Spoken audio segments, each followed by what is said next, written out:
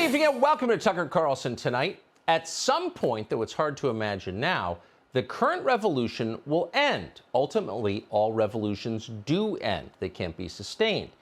And when ours does, we'll wake up one morning in a country where we don't have to lie about everything all the time, where math is allowed, where we can acknowledge the profound and inherent differences between men and women without being fired for it. That day is coming. The question is, when it does come, what will be left of our society? We can't know the answer in detail, but here's what we're hoping for. We hope that reason remains. Reason, logic, the ability to think clearly and rationally. That's the one thing we can't lose. We're going to need it to rebuild. That's why, of all the moral atrocities being committed at the moment in the name of equity and inclusion, it's the relentless attacks on science that should command our special attention. So for the next hour, we're going to consider those attacks in some detail, and we're going to start with America's response to the COVID pandemic. When the coronavirus first arrived in our country last winter, most Americans uncritically accepted what the authorities said about it. They thought they could trust the people in charge. Few imagined that our leaders would leverage a public health emergency for their own political gain. That seemed like the one line that even politicians wouldn't cross. And yet almost immediately, they crossed it. Around the country, Democratic governors used quarantine restrictions to reward their allies and to punish their opponents. Abortion mills stayed open, but the police kept churches closed. You could buy weed, but you couldn't get your knee replaced. Demonstrations against the lockdowns were banned. Riots against Donald Trump were encouraged. Watch the governor of Michigan, for example, shamelessly explain the difference. It is probably not going to be safe to congregate in masses for quite a while. And it's heartbreaking, but we know that Michigan's not alone in this moment, that this is what is happening all across the country, that these big gatherings just can't safely happen right now. The death of George Floyd has once again shone a light on the systematic cycle of injustice in our country.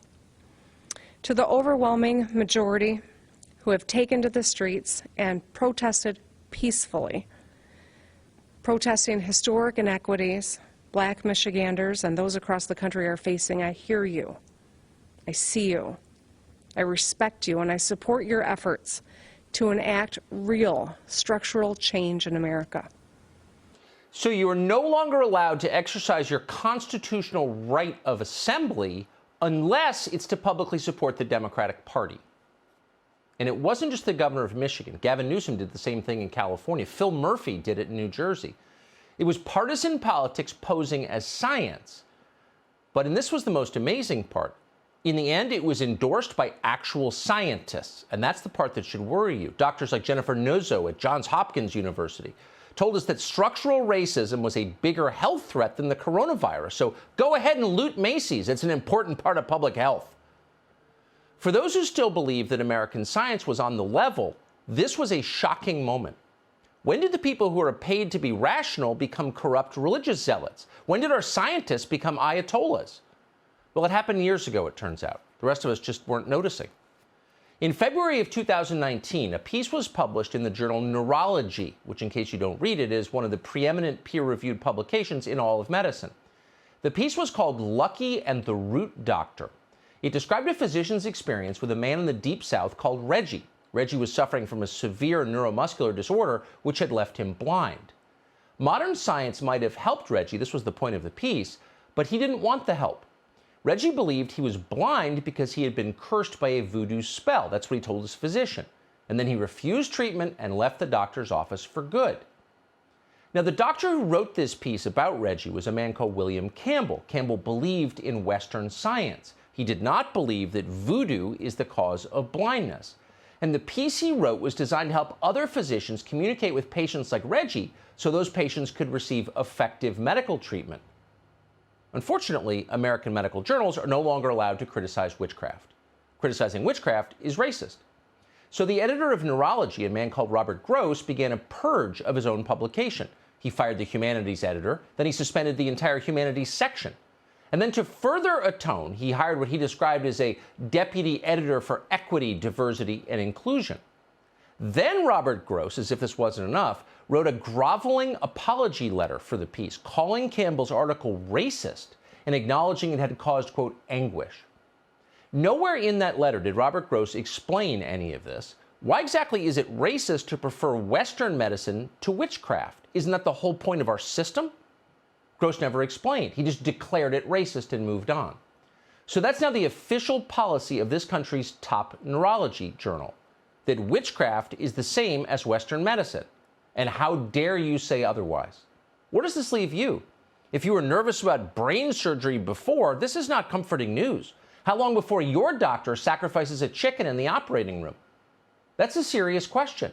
We can no longer say that science is better than voodoo. That's racist.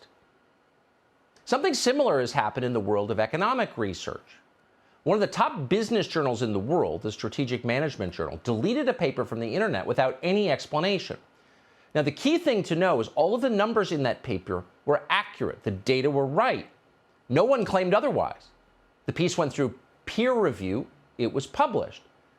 The piece was published because it was called this, quote, examining investor reactions to appointments of black top management executives and CEOs. Now, we don't know what those reactions were. It might be interesting to know, but you can't know because the original version of the piece has disappeared. It's gone. It's now in the remote cave where we hide uncomfortable facts. It's been replaced by a heavily revised version. So what's the truth? We can't know. This is the definition of corruption, but it has spread through science. Take a look at the jobs postings at Nature magazine. Nature was once the foremost science publication on the planet. What Nature is looking for now in its employees has nothing whatsoever to do with science. In fact, it's anti-science. Here's one recent job posting they posted on Twitter. Quote, as part of our commitment to foster diversity and inclusion, we are looking for a black candidate with a passion for science communication based in the UK for a full-time paid news internship. End quote. So the thing that jumps out is that no whites or Asians or Hispanics are allowed. Is that legal? Of course it's not legal. But that's not really the point. The bigger problem, and it is bigger than civil rights law, is that the people we trust to make the most important decisions in our society, the essential decisions, what kind of medical research do we fund? Who gets treatment and who doesn't? Who lives and who dies? The people who make those decisions are no longer rational. They have lost the ability to think empirically. Equity is now their god. They no longer believe in science. That's a real problem. Hey, Sean Hannity here. Hey, click here to subscribe to Fox News YouTube page and catch our hottest interviews and most compelling analysis. You will not get it anywhere else.